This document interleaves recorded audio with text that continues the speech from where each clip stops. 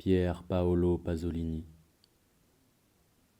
1979, Milan, Orgia. Je suis mort depuis peu. Mon corps pend à une corde étrangement vêtue. Mes dernières paroles viennent de résonner.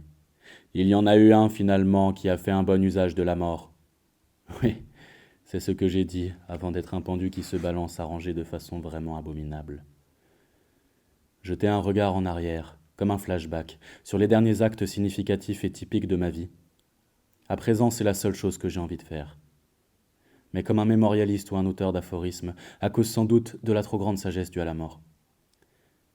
Donc voici cet homme qui vous parle au bout d'une corde, les vertèbres du cou brisées, le corps déjà froid, a été un homme comme tous les autres, ni un poète, ni un fou, ni un misérable, ni un drogué. Comme tous les autres, il a pris le parti du pouvoir qu'on a ou auquel on participe, peu importe.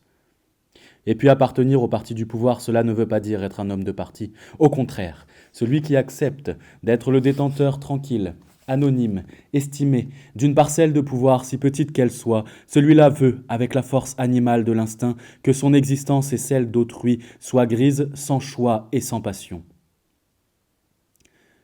La liberté est dans l'orbite du pouvoir, la plus vraie des libertés, celle des animaux, celle de l'homme qui ne se heurte pas à sa propre existence. Oui, j'ai été véritablement libre et indépendant, parce que j'ai accepté, sans la moindre réserve, que le pouvoir existe. Je m'y suis adapté, avec tout le conformisme nécessaire et en homme normal, j'ai essayé de vivre ma part. Pas de grande chose, je n'ai été qu'un bourgeois moyen. Donc, pour compléter le tableau, je dois ajouter que je n'ai jamais été un conformiste pour faire du pouvoir un bon usage, non, non. J'ai été justement de ceux qui dans leur liberté n'ont connu ni amour, ni charité, ni autre scrupule de conscience. Mais la paix comme la guerre laisse des traces sanglantes. Une autre monstruosité règle ces spectacles à la place des massacres. Et quelle paix dans cette plaine entre les Alpes et la mer.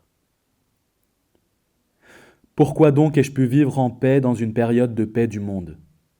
Une question absurde à se poser après ce que je viens de dire. C'est que j'ai été dans ma vie un homme différent. Voilà pourquoi je me suis demandé comment j'avais pu vivre en paix du côté de l'ordre. C'est simple, en cachant aux autres et à moi-même ma différence.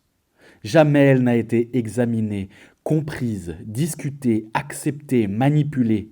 Elle est demeurée vierge, comme elle était venue au monde avec moi ou avec mon enfance. Et en conséquence, elle n'a rien fait qu'agir. On peut donc agir avant de décider ? Sans décider ? Oui.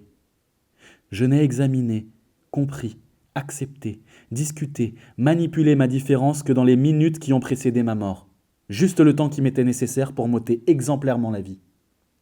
Je répète donc que si ma vie avait été un spectacle, je ne me serais pas trouvé devant un drame, dû par tradition à un contraste. Le flashback des derniers actes de ma tragédie n'aurait pu être drame ou dilemme que pour la conscience d'un spectateur éventuel.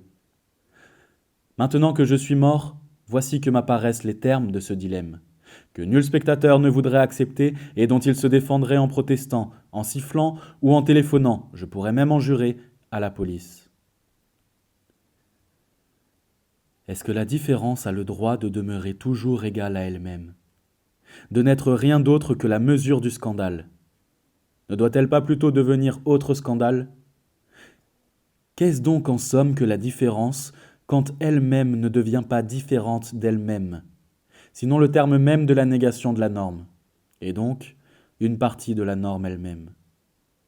Et, chose importante, que doit faire celui qui est différent ? Nègre, juif, monstre. Qu'es-tu donc tenu de faire ? Reconstruire la réalité en toi, la rendre à nouveau réelle ? Avancer, toi, en désobéissant, et faire progresser autant les lois de la norme que celles de la folie ? Ou au contraire, peut-être dois-tu l'accepter ? L'accepter comme tu l'as trouvé ? N'as-tu donc rien d'autre à faire, toi qui es différent, que de te perdre pour ainsi te retrouver ? Dois-tu accepter la haine raciale, comme si cette acceptation était ta raison d'être au monde? Peut-être qu'en te privant de sympathie et de droits humains, tu pourrais te rendre sain et avec toi le monde. Je n'ai jamais réussi à répondre à ces questions, sinon confusément, je le répète, quelques instants avant de me pendre. Mais ce que ma mort éclaire dans ma propre existence, je le dis encore une fois, si c'était un spectacle, je crois qu'aux spectateurs, mes ennemis, eux qui veulent se protéger de moi, je dirais, je vous en prie, soyez comme ces soldats, les plus jeunes d'entre ces soldats, qui sont entrés les premiers par-delà les barbelés d'un camp.